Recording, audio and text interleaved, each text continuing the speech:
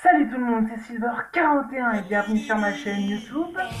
Je voudrais vous remercier car la première vidéo de cette série a pas mal plu.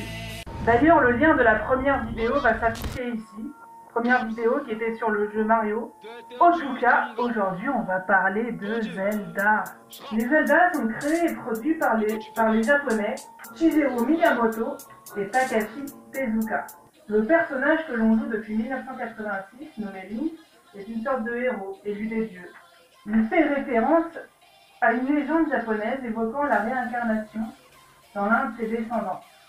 Dans chaque jeu, son rôle est de sauver le monde d'Hyrule. Dans Majora's Mask, sorti en 2000, il peut se transformer en Zora ou en Goron qui sont des peuples. Sur certains jeux, on peut le jouer enfant. Link a un antagoniste très connu, apparu dans Adventure of Link. Je veux bien sûr parler de Dark Link. Il ressemble très fortement à ce dernier, mais ses capacités sont également semblables. Seule sa tenue noire change, ainsi que la couleur de ses cheveux et de ses yeux. Certains disent que Dark Link est le côté obscur de Link. D'autres disent que Dark Link est le jumeau maléfique de Link. Je ne sais pas. En tout cas, dites-moi ce que vous en pensez dans les commentaires. Quel est votre avis là-dessus? Autre anecdote, dans Three Fourth Heroes, les Dark Link sont au nombre de 3. La princesse Zelda est l'héritière du royaume d'Hyrule, et donc la fille du roi, bien évidemment. Selon les jeux, son apparence change, y compris ses cheveux, blond, brun, roux. On ne sait pas quelle est la nature de sa relation avec Link, s'il y a plus que de l'amitié. C'est une femme douce qui se soucie du bien-être de son peuple, et elle est la détentrice de la Triforce de la sagesse. Le quatrième et dernier perso principal, avec qui j'ai nommé Ganondorf. C'est un Gyarados, un des peuples d'Hyrule. Son nom complet est Ganondorf Dragmeir, mais tout le monde dit Ganon ou Mandrake Ganon.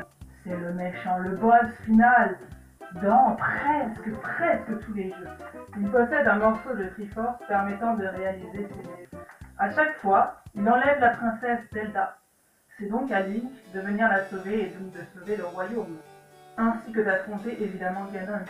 Il faut noter qu'il peut changer de forme, par exemple se transformer en sanglier. The Legend of Zelda, le tout premier, a été créé pour être l'opposition de Super Mario Bros. Sur la console NES, il s'est vendu à 6,5 millions d'exemplaires. Ça va être pas mal, hein? Les développeurs ne pensaient pas à cette époque en faire une série. C'est le tout premier jeu à utiliser un système de sauvegarde inclus dans la cartouche. Ouais.